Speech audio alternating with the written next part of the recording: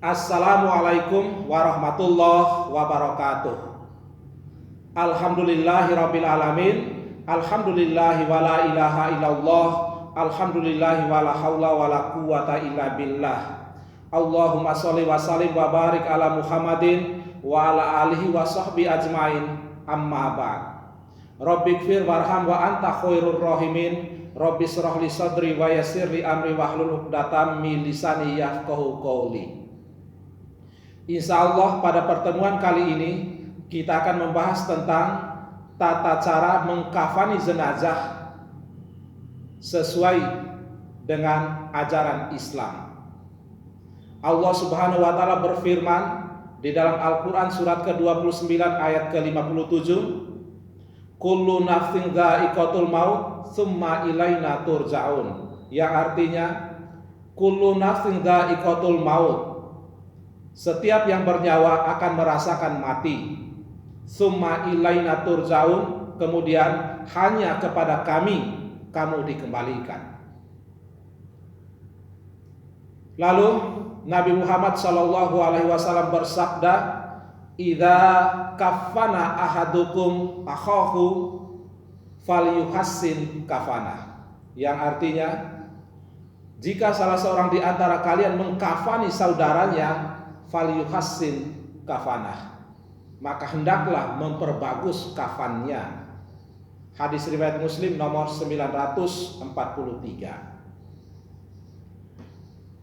Berikut tentang definisi kain kafan. Kain kafan adalah kain yang digunakan untuk membungkus jenazah orang Islam setelah dimandikan, sebelum disolatkan, lalu dikuburkan.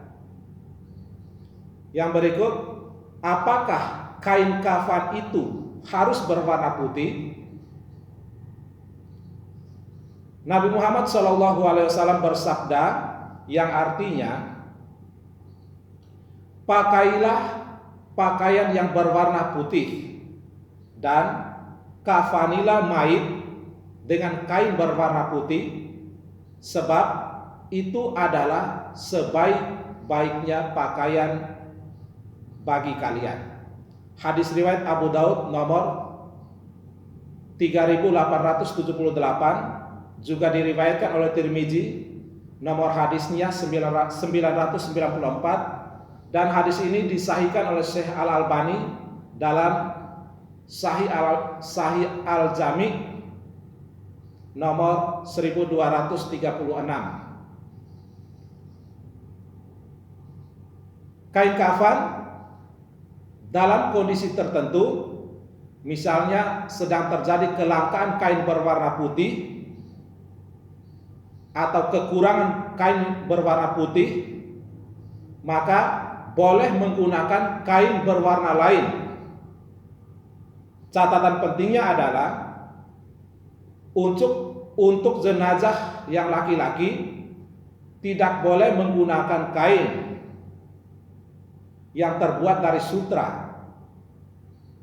Lalu kain yang digunakan untuk kain kafan lebih utama diambil atau dibeli dari harta yang ditinggalkan oleh si jenazah, kemudian diperoleh secara halal, kainnya suci dari hadas dan najis, dan yang terpenting kain kafannya menutupi seluruh aurat daripada si jenazah. Yang berikut adalah mengenai jumlah kain kafan. Dari Aisyah radhiyallahu anha bercerita, Rasulullah SAW dikafani dengan 3 helai kain putih sahulia dari kursuf tanpa gamis dan imamah. Imamah itu penutup kepala atau surban. Hadis riwayat Muslim nomor 941. Nah, di sini jelas bahwa kain kafan untuk jenazah laki-laki itu jumlahnya 3 helai, sunahnya ya 3 helai. Sementara untuk jenazah perempuan jumlah kain kafannya sunahnya adalah 5 helai. Kenapa 5 helai? Untuk lebih menjamin bahwa aurat daripada jenazah perempuan lebih terjaga, lebih tersembunyi. Nah, apabila terjadi kelangkaan kain, maka jumlah kainnya boleh tidak sampai 3, boleh 1 saja, boleh 2 saja, tapi catatan pentingnya adalah aurat daripada si jenazah harus benar-benar tertutup. Dan yang kedua, jenazah tersebut dikafani dengan 1 helai saja setelah memastikan bahwa tidak ada kain lagi untuk digunakan. Kalau masih ada kain yang lain tetapi dengan alasan karena pelit, maka itu tidak dibenarkan atau tidak dibolehkan. Nah, yang berikut langkah-langkah pengkafanannya. Yang pertama, siapkan 7 utas tali atau 5 atau 3 yang diambil dari kain yang sama digunakan untuk kain kafan, digunting menyerupai tali. Nah, letakkan di tempat di mana pengkafanan akan dilakukan. Misalnya pengkafanan di sini, letakkan di sini tali-tali tersebut. Kalau menggunakan 3 helai tali ikatan, maka posisinya adalah letakkan di bawah telapak kaki dari si jenazah. Yang kedua letakkan searah dengan perutnya, yang ketiga letakkan searah di atas kepalanya. Itu kalau menggunakan 3 ikatan. Kalau menggunakan 5 ikatan, maka letakkan searah di bawah kakinya, kemudian yang kedua di lututnya, yang ketiga di perutnya, yang keempat di sebelah sininya agar tangannya tidak melebar, dan yang kelima di atas kepalanya. Tapi kalau menggunakan 7 helai tali ikatan, maka posisinya adalah yang pertama letakkan searah di bawah kakinya, yang kedua searah dengan mata kakinya, yang ketiga searah dengan lututnya, yang keempat searah dengan pinggang atau perutnya, yang kelima searah dengan sikunya atau lengan atasnya, yang keenam di lehernya, dan yang ketujuh di atas kepalanya. Itu posisi talinya. Kemudian gelar atau bentangkan kain kafan yang pertama. Setiap kain kafan diberi wangi-wangian. Wangi-wangian apa saja boleh selama kandungannya tidak mengandung alkohol. Ya, wangi-wangian apa saja boleh. Misalkan dikasih wangi-wangian kasturi. Alasannya apa? Alasannya karena parfum kasturi adalah salah satu minyak yang disukai oleh Rasulullah SAW. Ataupun parfum yang sering digunakan oleh si jenazah saat dia masih hidup, itu lebih bagus lagi.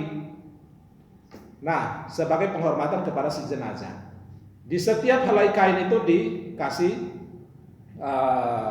harum-haruman. Kemudian yang kedua, helai yang kedua, kemudian helai yang ketiga. Nah, kemudian untuk jenazah yang laki-laki dibaringkan, diangkat secara pelan-pelan. Ingat ya, ketika selesai dimandikan, posisi jenazahnya dalam keadaan tetap ditutup dengan sarung. Jadi auratnya itu tetap dalam keadaan tertutup. Nah, pada saat dibaringkan di atas kain kafan yang sudah disiapkan, 3 helai kain kafan itu,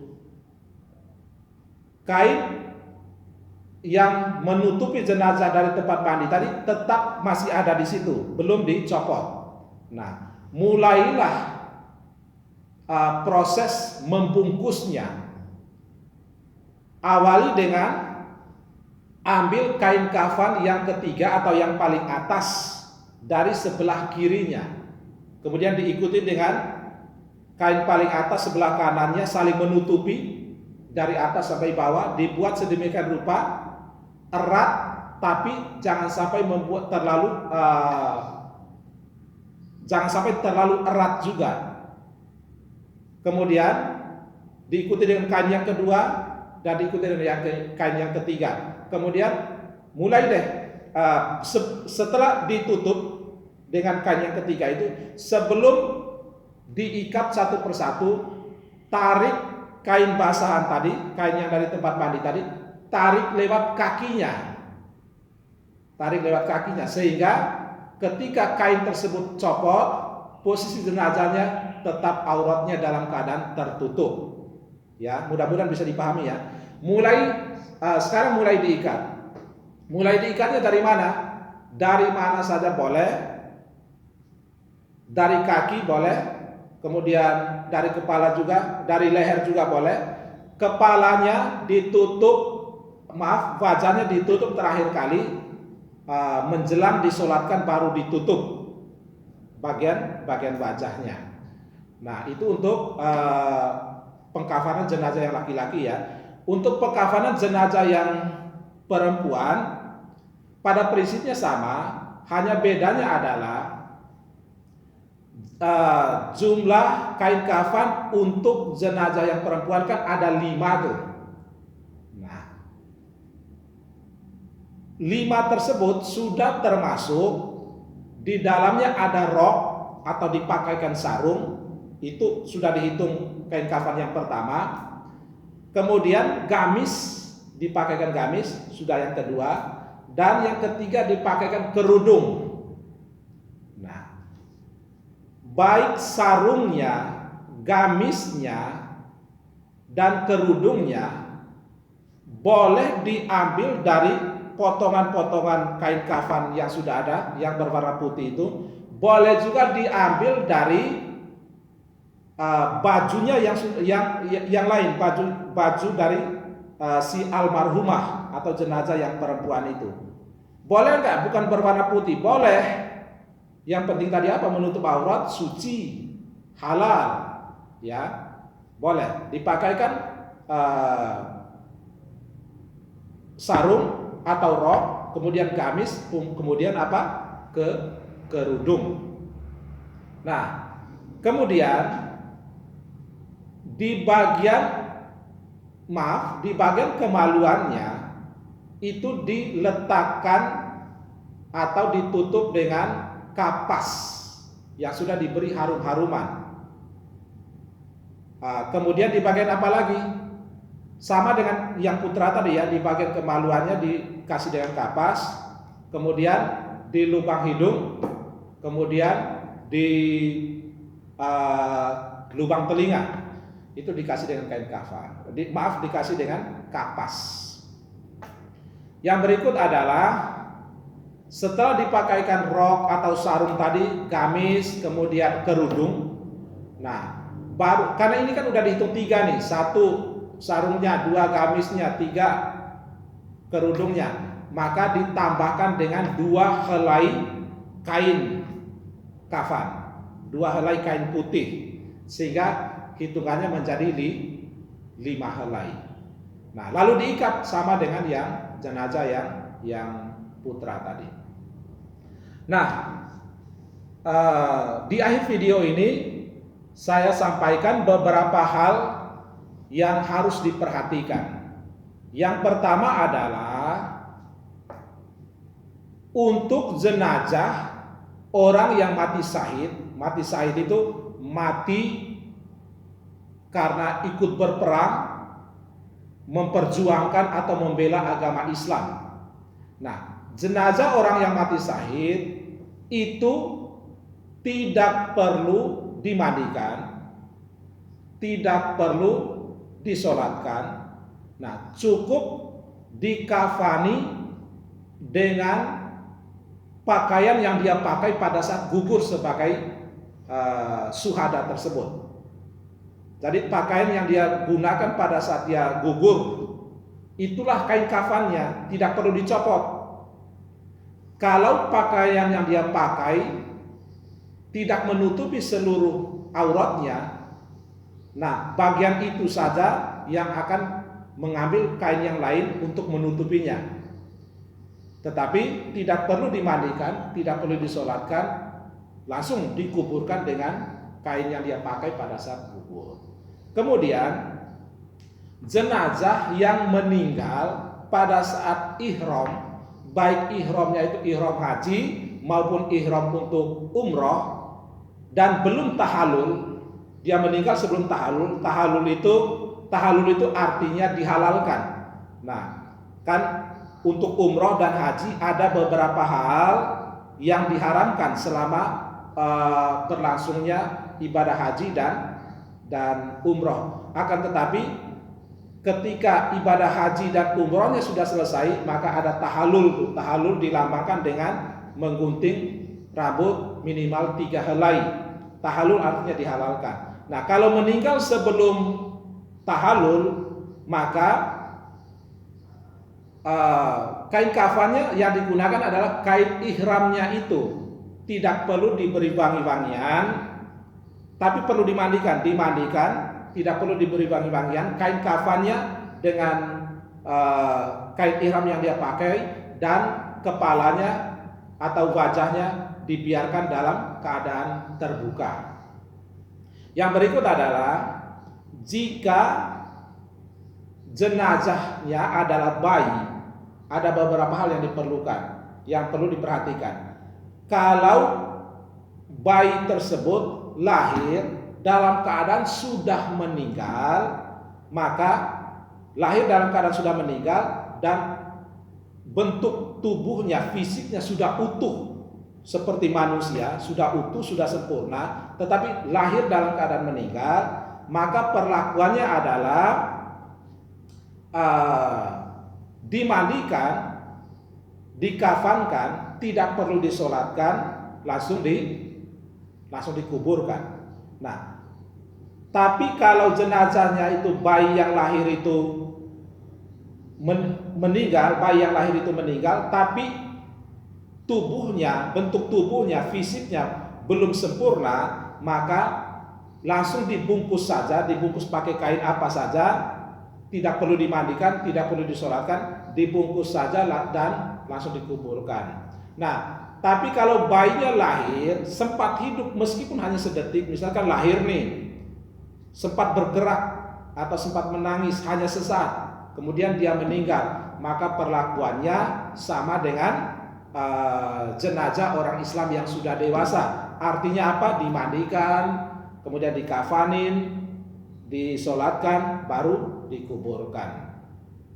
Nah, itulah beberapa hal tentang proses pengkafanan jenazah. Mudah-mudahan bisa dipahami, bisa diambil manfaatnya. Terima kasih atas perhatiannya. Saya minta maaf atas segala kekurangannya. Barakallahu fikum, subhanakallahumma wa bihamdika, asyhadu alla ilaha illa anta, astaghfiruka wa atubu ilaih. Wabillahi taufiq wal hidayah. Wassalamualaikum warahmatullahi wabarakatuh.